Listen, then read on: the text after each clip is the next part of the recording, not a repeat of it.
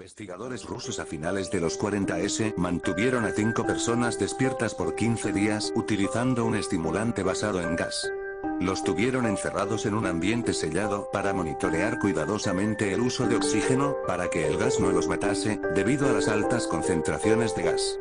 Esto fue antes de que existiera el circuito cerrado, por lo que tuvieron que usar micrófonos y ventanas con grosor de 5 pulgadas para monitorearlos.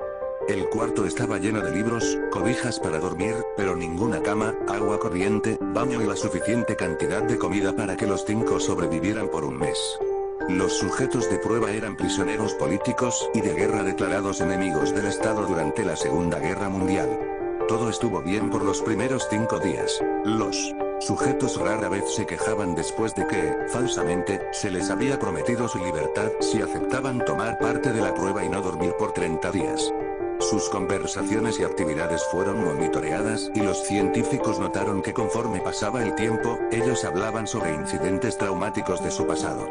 Después de 5 días se empezaron a quejar de las circunstancias y eventos que los llevaron a donde estaban y empezaron a demostrar paranoia severa. Dejaron de hablar entre ellos y comenzaron a murmurar de manera alterna en los micrófonos. De manera extraña, todos parecían creer que podían ganar la confianza de sus captores y traicionaban a sus camaradas. En un principio se creyó que esto era un efecto del gas. Después de 9 días, el primero de ellos empezó a gritar. Corría por todo el cuarto gritando repetidamente por 3 horas seguidas. Después, trató de continuar gritando, pero solo podía dar un grito ocasional. Los científicos postularon que físicamente se había destrozado las cuerdas vocales. La parte más sorprendente de este comportamiento fue cómo sus compañeros reaccionaron a esto. O mejor dicho, cómo no reaccionaron, continuaban murmurando en los micrófonos. Hasta que el segundo de los prisioneros comenzó a gritar. 2 de los prisioneros que no gritaban, tomaron los libros y llenaron página tras página de sus propias heces, y de manera calmada, los pusieron sobre las ventanas del cuarto. Los gritos cesaron de repente. Al igual que los murmullos de los micrófonos. Pasaron otros 3 días. Los investigadores checaban los micrófonos constantemente para asegurarse de que trabajaban, porque creían que era imposible no escuchar sonidos con 5 personas dentro. El consumo de oxígeno indicaba que los 5 debían seguir vivos. De hecho, el consumo de oxígeno era el necesario para 5 personas que hacían ejercicio extenuante. En la mañana del 14º día, los investigadores hicieron algo que no debían hacer, para llamar la atención de los prisioneros. Utilizaron el intercom dentro del cuarto, esperando provocar respuestas de los prisioneros, pues temían que estuviesen muertos, o en estado vegetal. Anunciaron: abriremos el cuarto para probar los micrófonos. Aléjense de las puertas y acuéstense con las manos atrás en el piso o se les disparará. Se le otorgará la libertad a uno de ustedes si obedecen. Para su sorpresa, escucharon solo una frase, con voz calmada: no queremos ser liberados. Hubo gran debate entre los investigadores y fuerzas militares que financiaban el proyecto. Sin poder provocar más respuestas utilizando el intercom, finalmente se decidió abrir el cuarto a la medianoche del día número 15. Se limpió el gas del cuarto, y se llenó de aire fresco. Inmediatamente, voces de los micrófonos empezaron a objetar. 3 voces diferentes rogaban por la vida de sus seres queridos, que encendieran el gas nuevamente. Se abrió el cuarto para sacar a los prisioneros. Gritaron más fuerte que nunca, al igual que los soldados, cuando vieron lo que había dentro. 4 de los sujetos seguían vivos. Las raciones de los pasados 5 días no habían sido tocadas. Había pedazos de carne de las costillas y pantorrillas del sujeto muerto colocados dentro del drenaje del centro del cuarto, bloqueándolo, permitiendo que 4 pulgadas de agua se acumulara en el piso. Los 4 sobrevivientes también tenían pedazos de piel y carne arrancada de sus cuerpos. La destrucción de tejidos y la exposición de huesos en la punta de sus dedos indicaba que las heridas fueron infligidas por las manos, y no con los dientes, como era de suponerse. Al examinarlos, se descubrió que la mayoría de las heridas fueron autoinfligidas en su mayoría. Los órganos detrás de las costillas fueron removidos. Mientras que el corazón, los pulmones y el diafragma seguían en su lugar, la piel y la mayoría de los músculos pegados a las costillas fueron arrancados, exponiendo a los pulmones.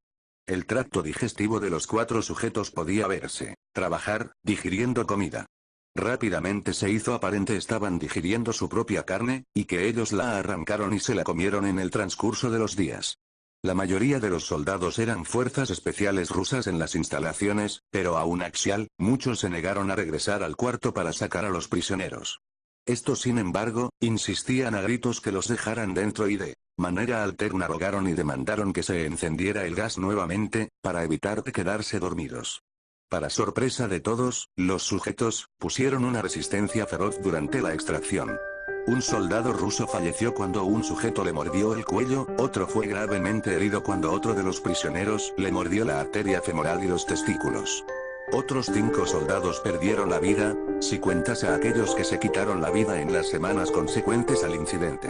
Durante la lucha, uno de los prisioneros dañó su brazo, sangrando de manera casi inmediata. Se intentó sedar al sujeto, pero fue imposible. Se le inyectó más de 10 veces de la dosis humana de morfina, y aún Axial luchó como un animal rodeado, rompiendo las costillas y un brazo de un doctor. Se veía latir su corazón al máximo por 2 minutos completos, mientras se desangraba, y continuó gritando por más de 3 minutos, atacando a quien se le acercara, repitiendo la palabra más una y otra vez, cada vez más débil, hasta que cayó en silencio. Los otros 3 sobrevivientes fueron inmovilizados fuertemente y llevados hacia instalaciones médicas. 2 de ellos, con cuerdas vocales intactas, demandaban continuamente más gas para permanecer despiertos. El más herido de los 3, fue llevado al único cuarto de cirugía que había en las instalaciones. En el proceso de su preparación para colocar nuevamente sus órganos en su lugar, se notó que el sujeto era totalmente inmune a los sedantes. Peleó furiosamente cuando el gas anestésico se le estaba colocando. Se necesitó un poco más de anestesia de la normal para sedarlo, pero al momento que sus ojos se cerraron, su corazón se detuvo. En la autopsia, se encontró que en su sangre, había 3 veces la cantidad normal de oxígeno. También se rompió 9 huesos en la lucha para no ser controlado. El segundo sobreviviente, era el que primero gritó del grupo. Con sus cuerdas vocales destruidas, él no pudo objetar la cirugía, y solo reaccionaba agitando violentamente la cabeza en desacuerdo cuando se le administraba el gas anestésico. Afirmó violentamente con la cabeza cuando alguien sugirió en hacer la cirugía sin anestesia, y no reaccionó durante la misma, que duró 6 horas, en la cual se intentó reemplazar sus órganos abdominales y cubrirlo con lo que quedaba de su piel. El cirujano afirmó que era médicamente que el sujeto siguiera con vida. Una enfermera aterrada que ayudó en la cirugía, comentó que la boca del paciente formaba una sonrisa cada vez que sus ojos se encontraban. Cuando la cirugía terminó, el sujeto miró al cirujano y empezó a hacer sonidos fuertemente, como tratando de hablar. Asumiendo que esto era de gran importancia, el cirujano le entregó un papel y una pluma, para que el paciente pudiera comunicarse. Sigue, cortando escribió. Se le hizo la misma cirugía sin anestesia a los otros 2 sujetos. Se les tuvo que inyectar un paralítico, pues ellos reían constantemente, y le era imposible realizar la operación axial al cirujano. Una vez paralizados, solo podían interactuar con sus ojos. En el momento en que pudieron hablar nuevamente, exigieron una vez más el gas estimulante. Los investigadores trataron de averiguar por qué se lastimaron de esa forma axial mismos, y por qué querían el gas nuevamente. La única respuesta fue: debo permanecer despierto. Se reforzaron a los 3 sujetos y los devolvieron al cuarto, para espera de su destino. Los investigadores, enfrentando la furia de sus benefactores militares, por haber fallado las metas del proyecto, consideraron dar eutanasia a los prisioneros. El comandante, un ex KGB, vio potencial en el proyecto, y en su lugar decidió ver qué pasaría si ponían el gas nuevamente. Los científicos se negaron rotundamente, pero al final, tuvieron que aceptar. En preparación para ser sellados nuevamente en el cuarto, los prisioneros fueron conectados a un monitor EEG. Para sorpresa de todos, los 3 dejaron de pelear en el momento que se dieron cuenta que los regresarían al gas.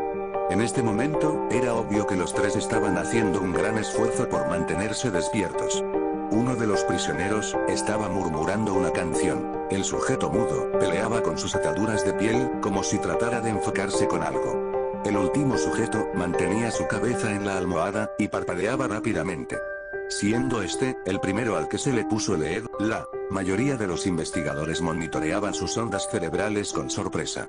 Eran normales la mayor parte del tiempo, algunas veces, aparecía una línea recta de manera inexplicable. Parecía que repetidamente sufrían de muerte cerebral.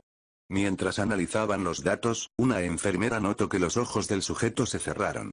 Sus ondas cerebrales cambiaron inmediatamente por las de sueño profundo, luego se pusieron rectas, y de manera simultánea, su corazón se detuvo.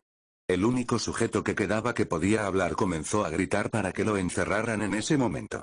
Sus ondas cerebrales mostraban las líneas rectas del sujeto que acababa de morir por quedarse dormido. El comandante dio la orden de sellar el cuarto con los 2 prisioneros dentro, junto con 3 de los científicos. Uno de los 3, inmediatamente tomó un arma y abrió fuego contra el comandante, matándolo de un tiro entre los ojos. Después apuntó al prisionero mudo, y le voló el cerebro. Apuntó al prisionero que quedaba vivo, mientras que los demás investigadores escaparon del cuarto. No me encerrarán con estas cosas. No contigo.